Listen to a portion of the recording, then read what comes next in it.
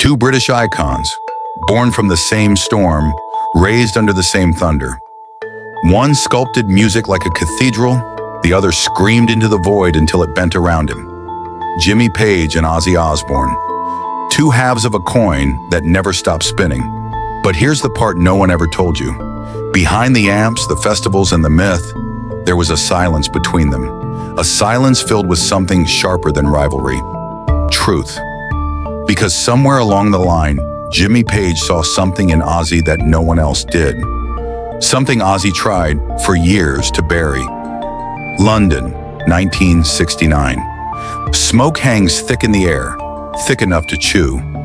Inside a cramped rehearsal room off Wardour Street, the walls shake with noise.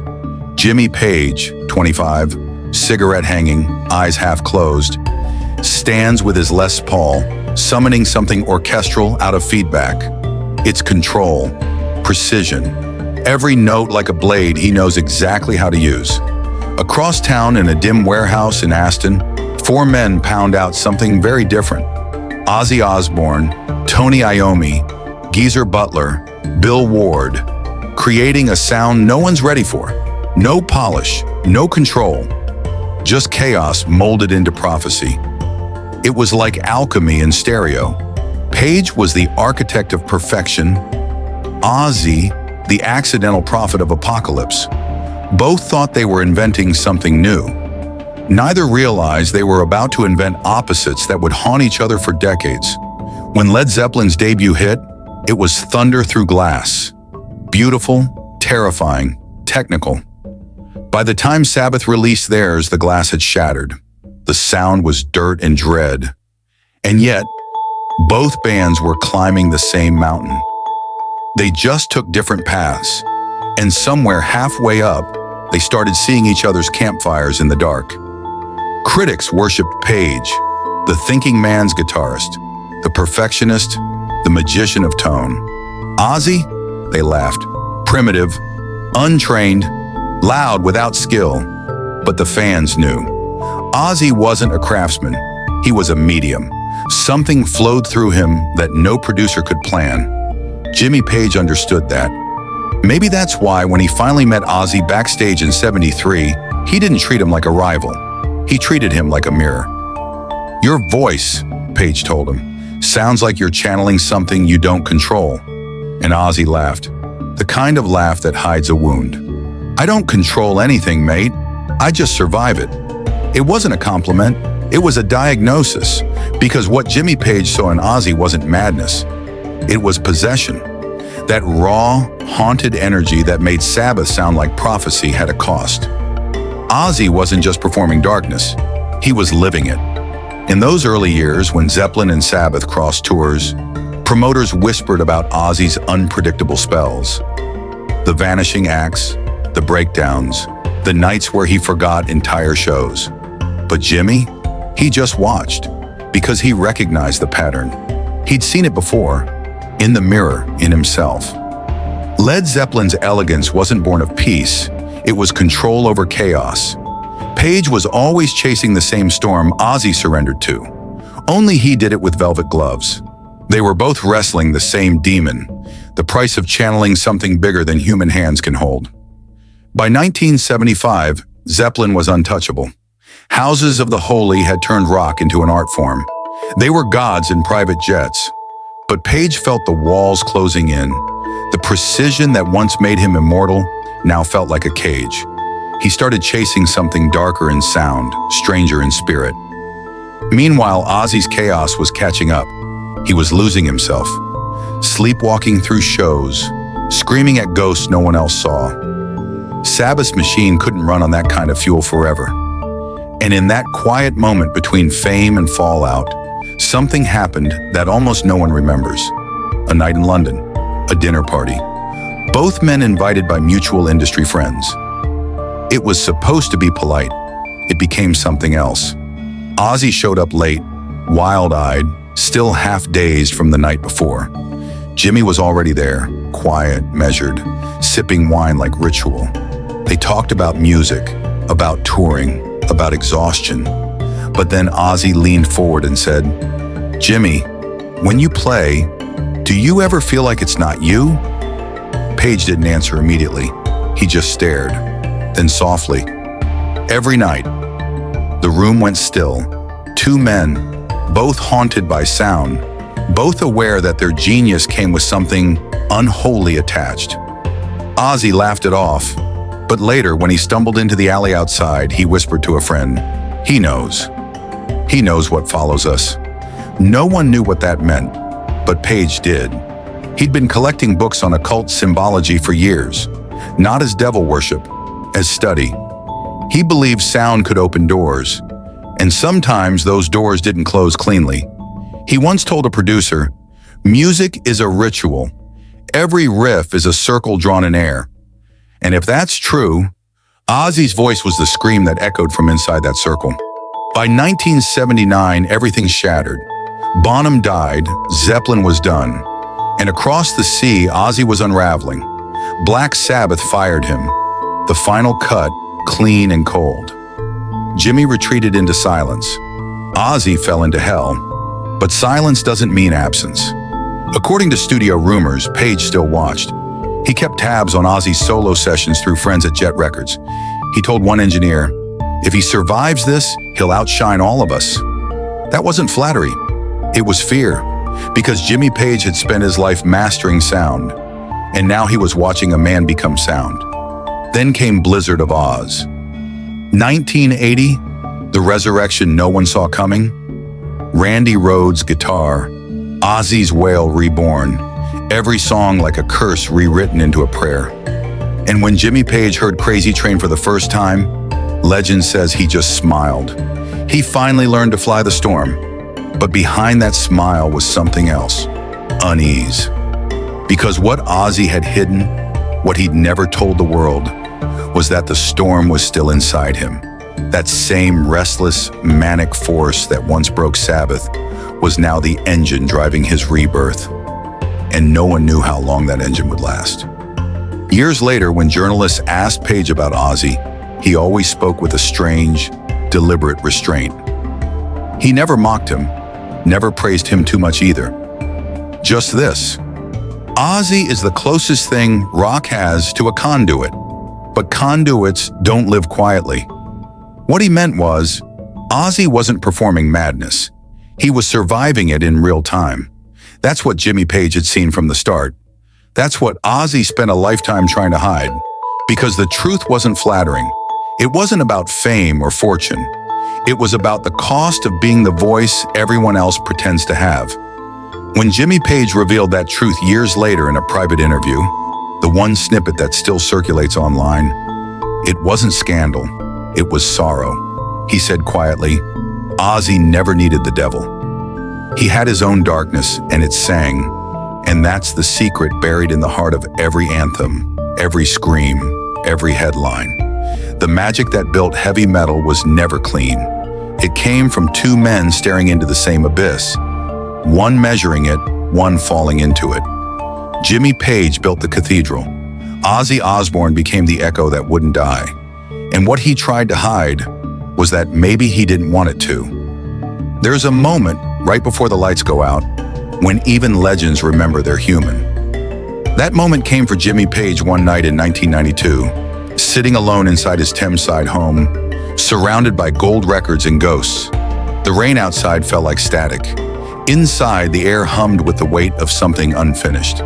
He wasn't writing music anymore. He was archiving it, labeling tapes, restoring sessions, trying to preserve the myth that once devoured him.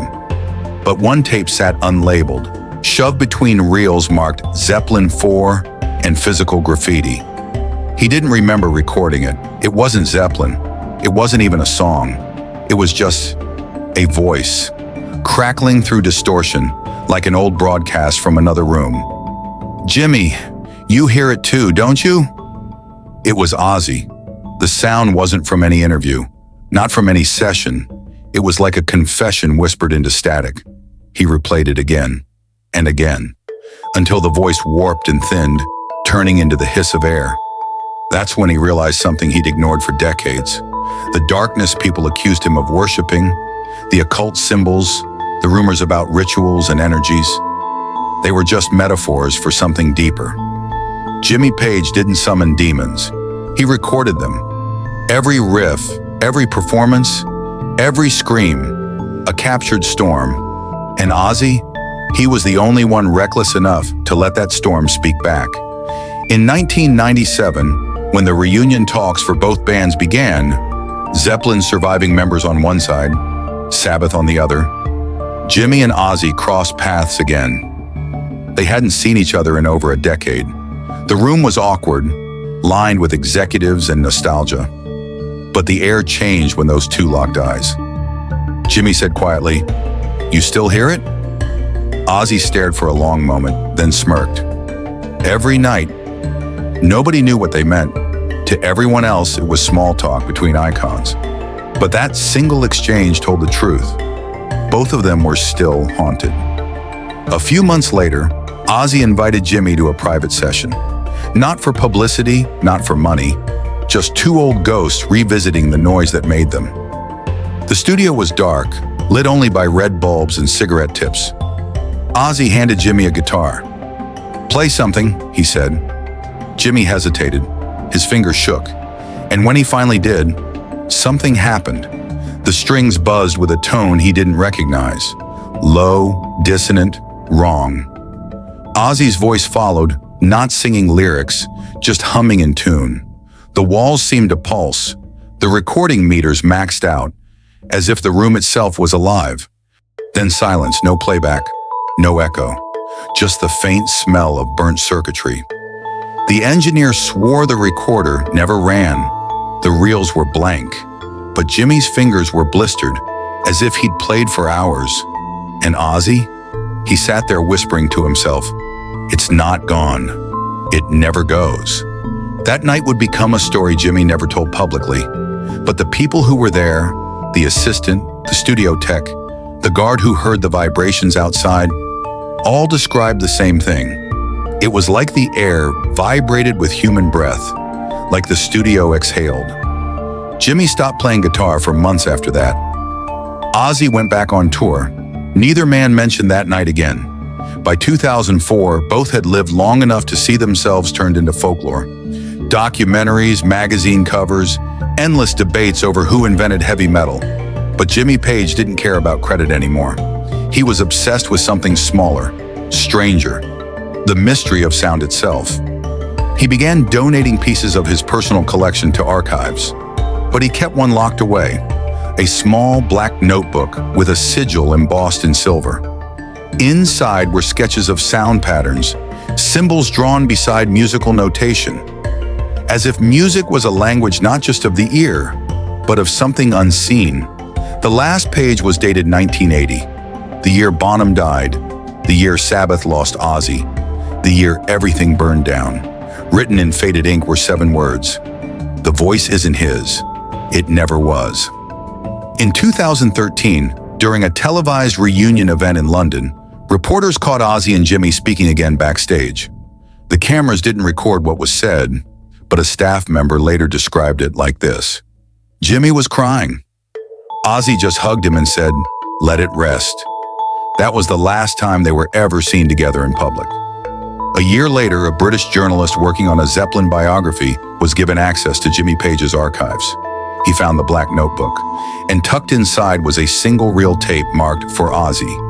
When they played it, there was no music, just a single sustained note, vibrating endlessly, like a hum from deep underground. Then, faintly, a voice. "Every storm needs a singer." That was it. They asked Jimmy about it later. He just smiled and said, "Maybe we both sang." Behind that simple sentence lived the truth Jimmy never wanted written down, that what Ozzy carried wasn't madness or fame or myth. It was something shared, something that had once brushed both their souls like static on skin. It wasn't satanic. It wasn't mystical. It was the human fracture point, that razor-thin line between control and surrender, between creation and collapse. Where Jimmy built walls to keep it contained, Ozzy let it pour through him. Where Page used precision, Ozzy used pain, and both ended up channeling the same frequency. One through a fretboard, the other through a scream. They weren't opposites at all. They were twin ends of the same wire. In his final recorded interview before retiring from public appearances, Jimmy Page was asked what darkness meant to him. He laughed softly and said, "It's not about evil. It's about honesty. Darkness is just the part of sound that reminds you it's real."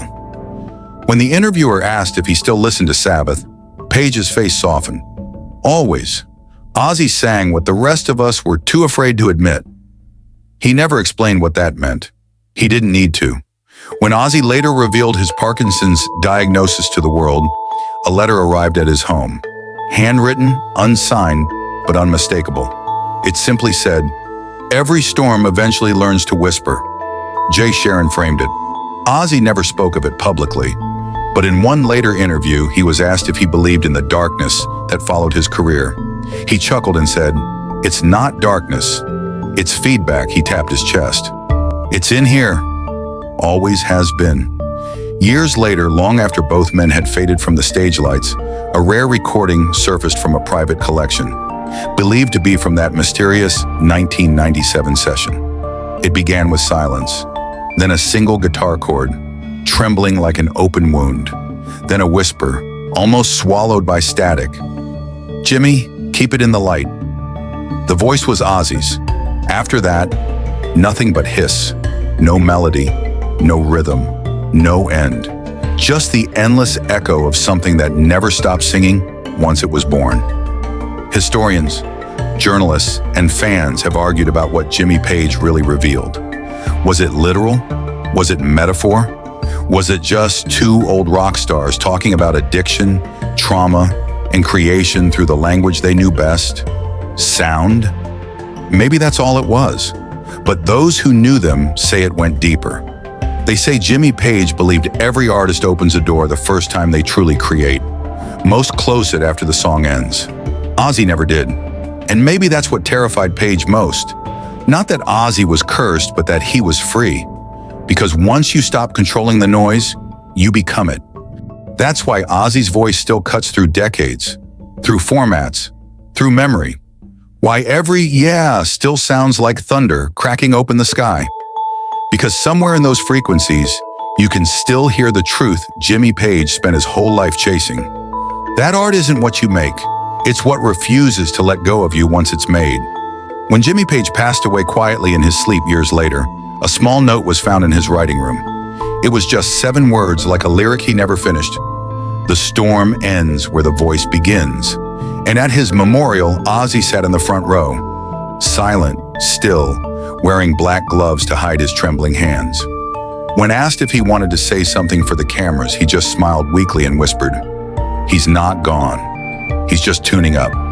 Then he looked straight ahead, toward nothing and everything, and mouthed the words only Jimmy would have understood. "Thank you for hearing me." And that's how it ends. Not with noise, not with fire or chaos, but with silence, the kind that hums. Because in the end, the secret Jimmy Page revealed wasn't about demons or darkness or fame.